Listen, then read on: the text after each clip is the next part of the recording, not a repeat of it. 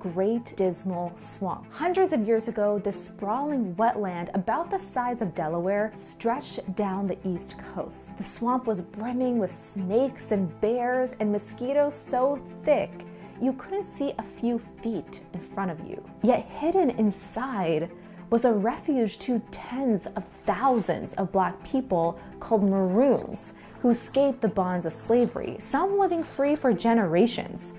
Maroons didn't just run away or survive in the swamp. They grew into a state-sized stronghold against chattel slavery that lasted more than 250 years in the middle of the South. I'm Harini Bhatt. Welcome to the heart of Black American resistance, the Great Dismal Swamp.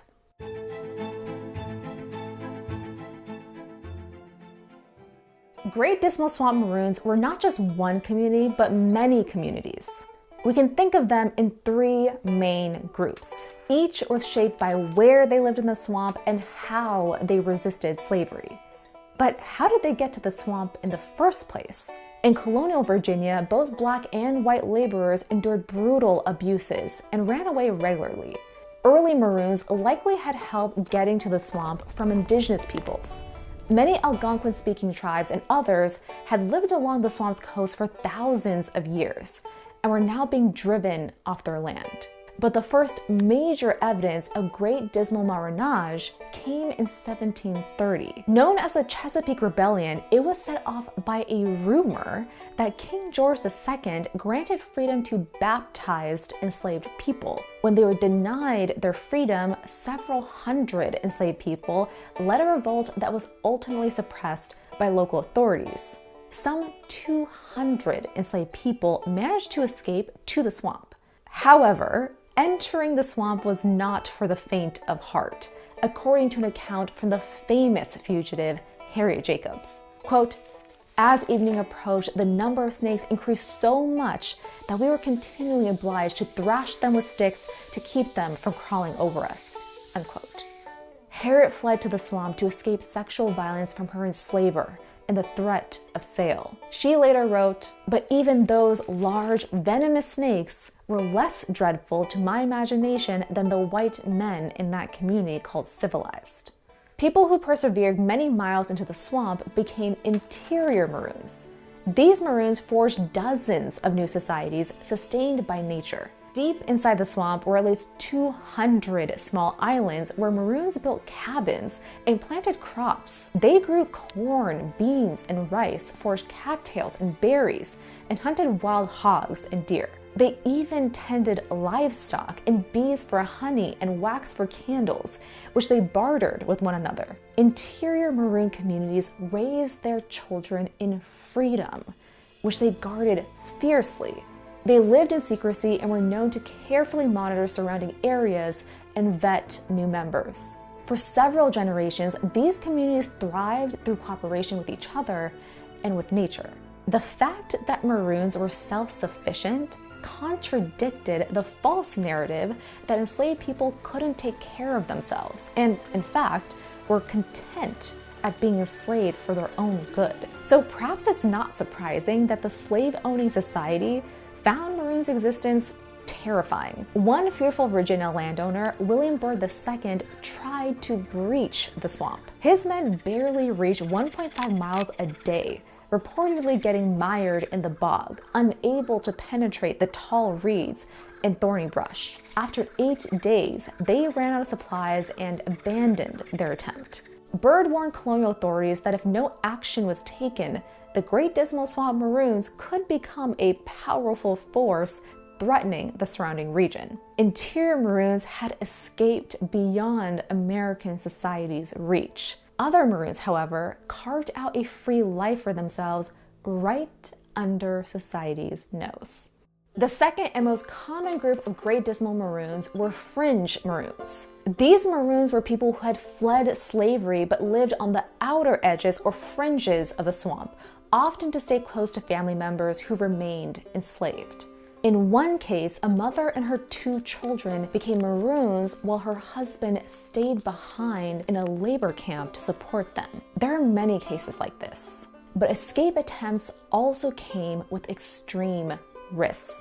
Slave owners would enact severe punishments, such as public lashings, branding, cutting off ears, or forcing people to wear iron bits. Fringe maroons stayed hidden by developing secret codes to communicate with nearby enslaved people. For example, a shirt hung in just the right way could signal that it was safe to move around. Some enslaved people joined maroons for just a few weeks or months for a break from the unrelenting labor. Many were also determined to take back reproductive well-being and control over their bodies. For others, especially in the 1800s, the swamp was a pit stop on the Underground Railroad, useful for thousands intent on continuing toward freedoms in the North. As more and more people became fringe maroons, slave owners were losing control of people they considered property, and their plantations were being regularly raided by the very people they had enslaved.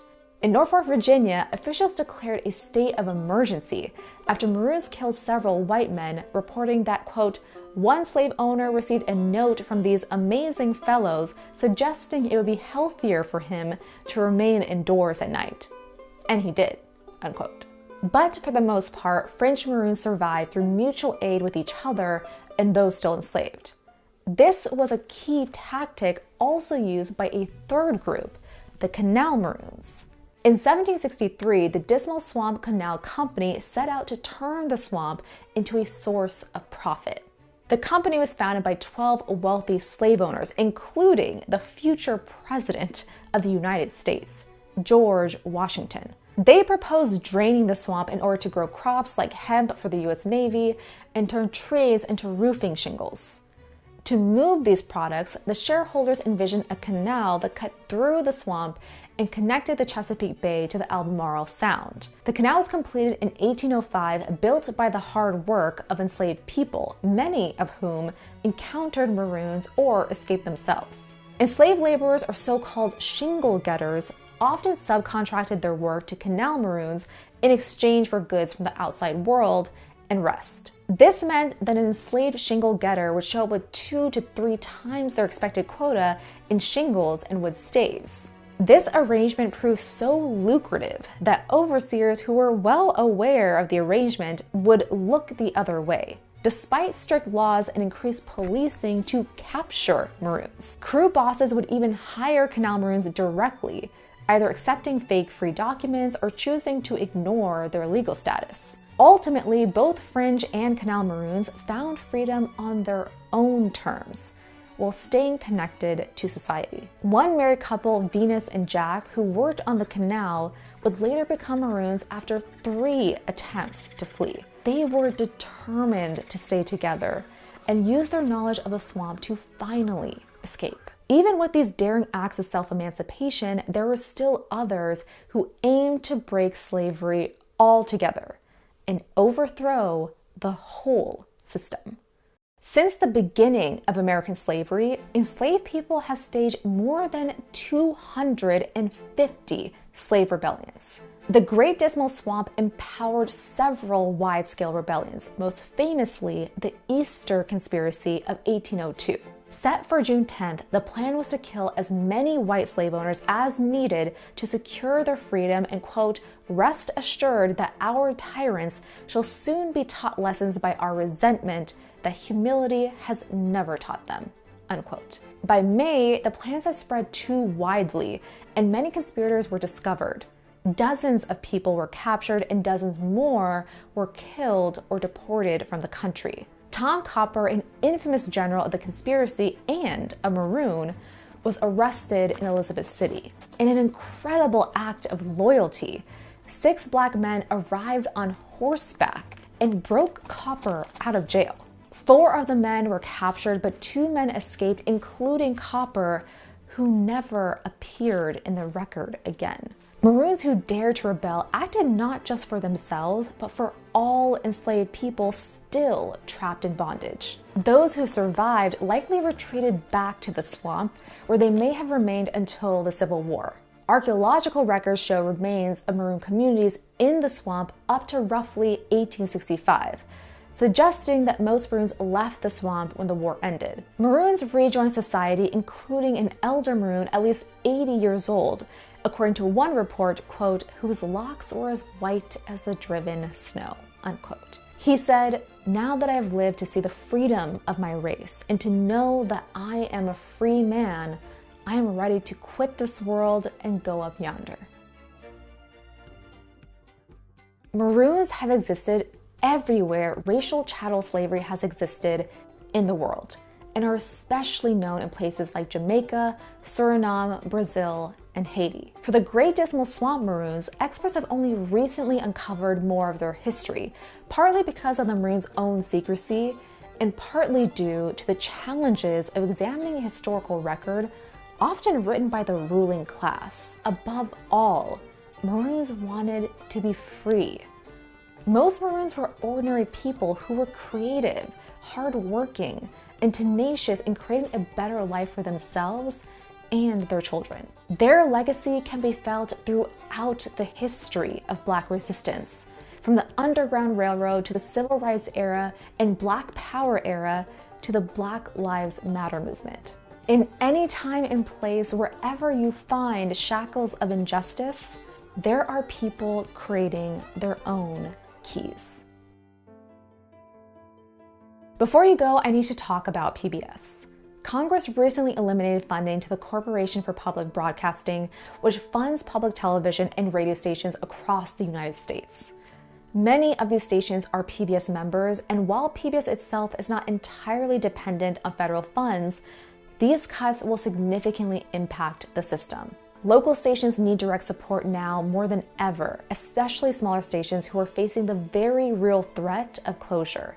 If you want to support PBS's mission, follow the link in the description or scan the QR code on screen to donate to your local station.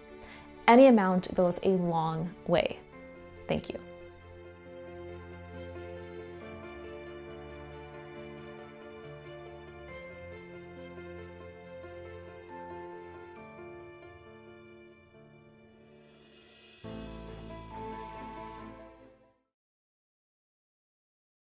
Don't forget to like, share, comment, and subscribe. Thank you for watching.